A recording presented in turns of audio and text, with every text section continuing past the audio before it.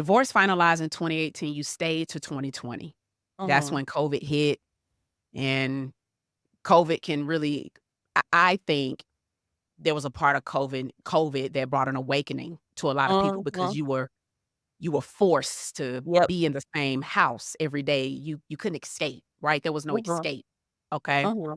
When was enough for you? Like, what did it for you to say, I'm I gotta go. Like, I can't I have nothing else." No, yeah, because I would love to know. After 5 years, we talking about every 6 months, we're Mhm. talking about a woman that approached you and said, "I'm his girlfriend," and then he had another woman. It's a there's a lot there.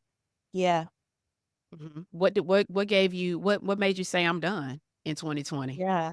So 2018, when I found out when the chick approached me, that night when he came home, because again, he was staying with me at this point in time, so he wasn't even on the lease. Um, so I kicked him out.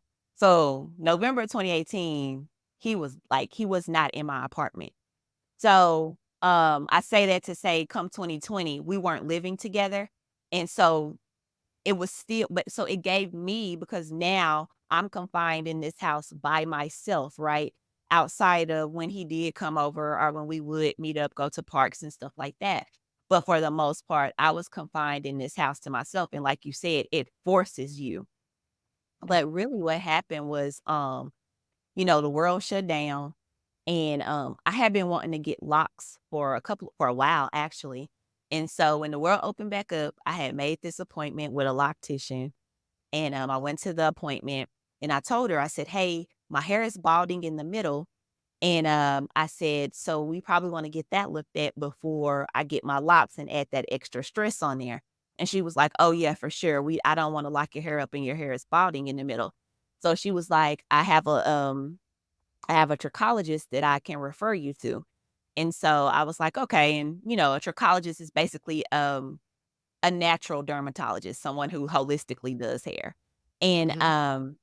so I made my appointment with this lady and, she tells me, she's like, "Okay, I'm gonna put your body on this scanner, and it is going to tell me everything that I need to know about you."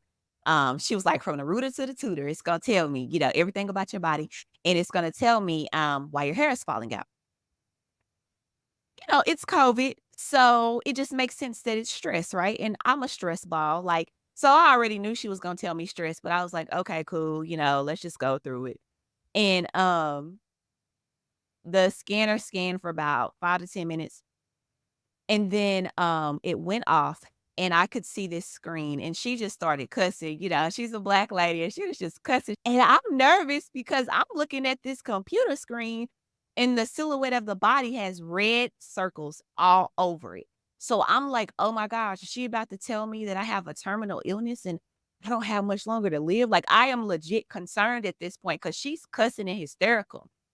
And so she finally sits down because at this point in time, she was up. So she finally sits down and then she folds her arms and she just stares at me for, what feels like 5 minutes, but it was probably just a few seconds. And then she said, "So tell me, what's wrong with your broken heart?" And I remember looking at her very confused because I'm thinking, like, okay, wow, this is the first woman who has ever seen me.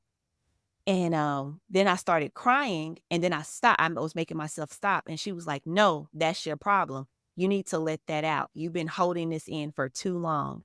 And so, basically what she told me, she said, "Your scan shows that you are completely healthy."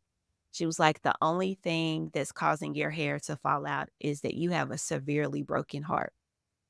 And, she was like, "So you have a choice. You can stay with this man who is killing you slowly, or you can," and she was like, "And that's going to be hard to stay with him." She said, "Or you can do another hard and leave him so that you can continue to live and be, a daughter to your mother, be a godmother to your godchildren, a cousin to your cousins," and she just went down this list of how much life I have to give instead of giving it all to this man who's taking everything from me. And, she was like, "So the choice is yours." And that was on a Wednesday. Um, my ex-husband's grandmother had just passed away, so I went to the funeral on that Friday, and I remember, like, just hugging him a lot longer than I would normally hug him because I knew that I wasn't gonna see him again, and so I hugged him just a little bit longer, just a little bit tighter, and he was like, "Well, are you coming to the family house with me?" And I was like, "No." And that was the day that I left, and, I've been happier ever since. And so you haven't talked to him since then?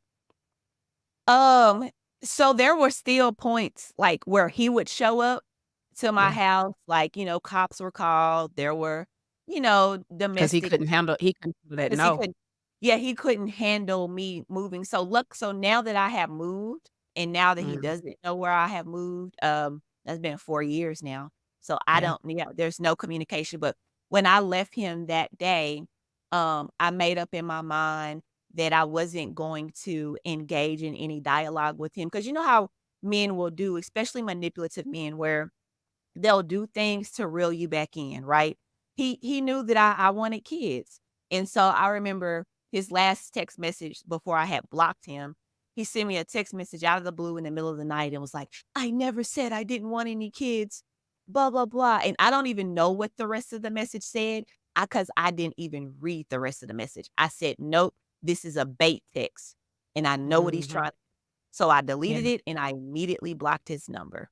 And so we have to be careful about that when we're in emotionally abusive relationships, yeah. knowing when people are trying to bait us back in because they'll typically take the things that they know that we have always had a desire for to try to reel us back in.